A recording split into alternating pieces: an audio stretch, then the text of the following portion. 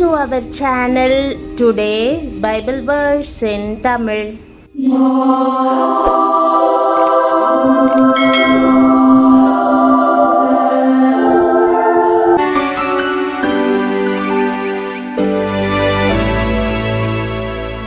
இன்றைய வசனம் லேவியராகமம் 26ஆம் அதிகாரம் 11ஆம் வசனம். கிறிஸ்துவுக்குள் பிரியமானவர்களே, நம்முடைய ஆண்டவரும் இரட்சகருமான இயேசு கிறிஸ்துவின் வல்லமையுள்ள நாமத்தில் உங்களை வாழ்த்துகிறேன்.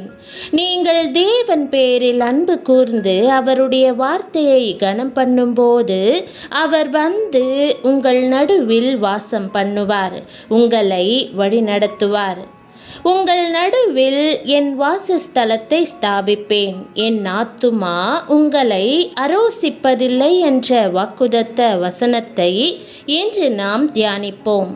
ஆண்டவர் நம் ஒவ்வொருவரோடும் ஒவ்வொருவர் வீட்டிலும் தங்கி வாசம் பண்ணவும் உலாவவும் நம் குடும்பத்தில் தலைவராக இருக்கவும் விரும்புகிறார்.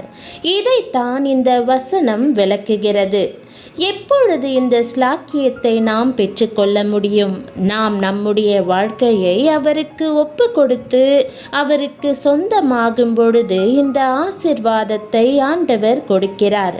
அதற்காகவே சிலுவையிலே தன்னையே ஜீவ பலியாக அர்ப்பணித்தார்.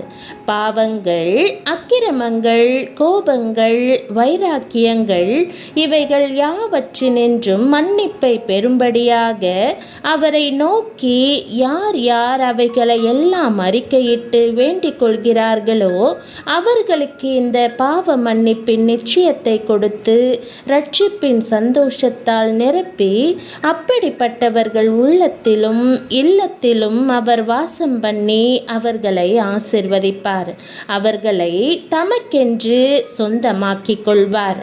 ஒரு இளம் வாலிபன் கடவுளே இல்லை என்று சொல்லிக் கொண்டிருந்தான். ஆனால் அவனுக்கோ வாழ்க்கையில் எல்லா பக்கங்களிலும் தோல்வி. கல்வியில் தோல்வி, குடும்பத்தில் சமாதானமில்லை, எந்த பக்கம் திரும்பினாலும் பிரச்சனைகள். இதற்கு வழியே இல்லையா? எப்படித்தான் இவைகளிலிருந்து மீட்பை பெறுவது என்று கலங்கினான். அப்பொழுதுதான் இயேசுவின் அன்பை குறித்து கேள்விப்பட்டான். சரி, அதையும் தான் சோதித்து பார்ப்போமே என்று ஒரு அறையில் பல மணி நேரம், ஆண்டவரே, நீர் உண்மையாகவே தெய்வமாக இருப்பீரானால் என்னோடு பேசும், இல்லாவிட்டால் இப்படியே நான் மடிந்து போக போகிறேன் என்று காத்திருந்தான். பல மணி நேரத்திற்கு பிறகு ஒரு சினிமா படம் போல அவனுடைய பழைய பாவ வாழ்க்கை ஒவ்வொன்றாக அவனுடைய கண்களுக்கு முன்பாக தெரிந்தது. அவ்வளவுதான்.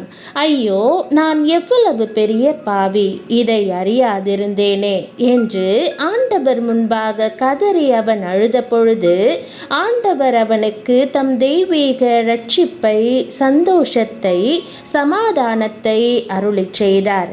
அதன் பிறகு அவனோடு ஆண்டவர் தங்கி சகலத்திலும் ஆசீர்வாதமாக வழிநடத்தினார். பிரியமானவர்களே, உங்களை பற்றி என்ன? இந்த தெய்வீக அனுபவம், அதாவது ஆண்டவரோடு இணைந்து வாழ்கிற அனுபவம் உங்களுக்கு உண்டா? இல்லையானால் நீங்களும் இந்த வாலிபனை போல அவருடைய சமூகத்திலே காத்திருங்கள். உங்கள் குறைவுகளையெல்லாம் அவர் காண்பிப்பார். அவைகளை அறிக்கை செய்து விட்டுவிடும் பொழுது பரலோக ஆசீர்வாதங்களை நீங்களும் அளவில்லாமல் பெறுவீர்கள். தேவன் நம் மத்தியில் வாசம் பண்ணுவது எத்தனை மகிழ்ச்சியான விஷயம்! ஆண்டவர் நம் மத்தியில் வாசம் பண்ணும்படி நாம் செய்ய வேண்டிய இரண்டாவது காரியத்தை பார்ப்போம்.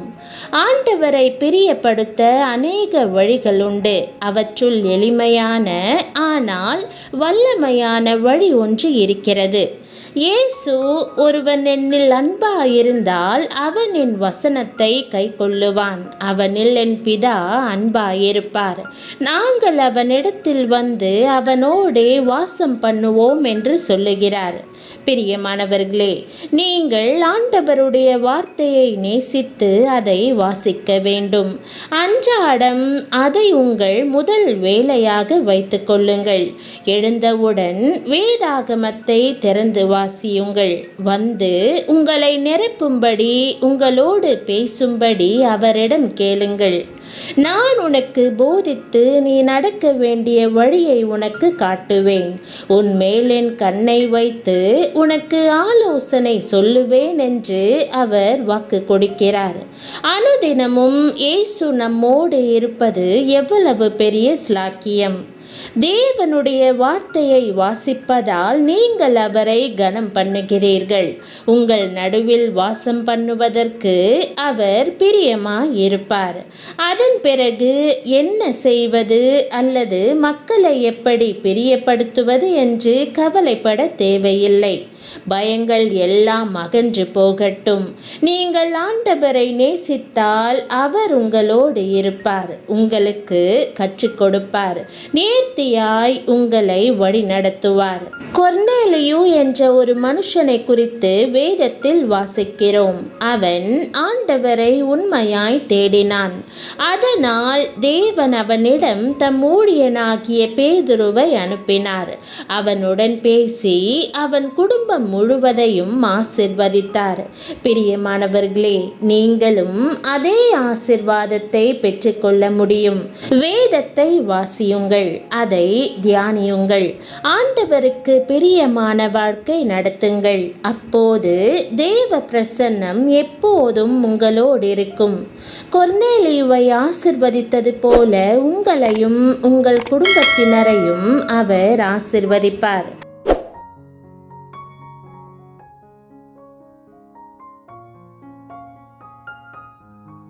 ஜெபம். அன்பின் தகப்பனே, என் நடுவில் வாசமாயிருப்பேன் என்று நீர் கொடுக்கும் வாக்குக்காக உம்மை ஸ்தோத்திரிக்கிறேன். நீர் எவ்வளவு அன்போடு இந்த உலகத்தில் வந்து பாடுகளின் மத்தியில் வாழ்ந்து சிலுவையிலே உம்மையே அர்ப்பணித்தீரே. இதை நான் உணர்ந்து என் பாவங்களை எல்லாம் அறிக்கையிடுகிறேன். இன்று என்னையும் உம் தூய இரத்தத்தால் கழுவி பரிசுத்தமாக்கும். உம்மை போல பாவமற்ற வாழ்வு வாழ பலன் தந்து என்னோடு என்றென்றும் தங்கியிரும். வானத்தையும் பூமியையும் உண்டாக்கிய சிருஷ்டிகராகிய நீர் என்னோடு இருக்க விரும்புகிறதை அறிந்து சந்தோஷத்தால் நிரம்புகிறேன். ஆண்டவரே, அனுதினமும் உம்மை இன்னும் அதிகமாய் நேசிக்க கற்றுத்தாரும். அன்றாடம் காலையில் உம்முடைய வார்த்தையை முதலாக பிரியமாக தேடுகிற வாஞ்சையை எனக்கு தாரும்.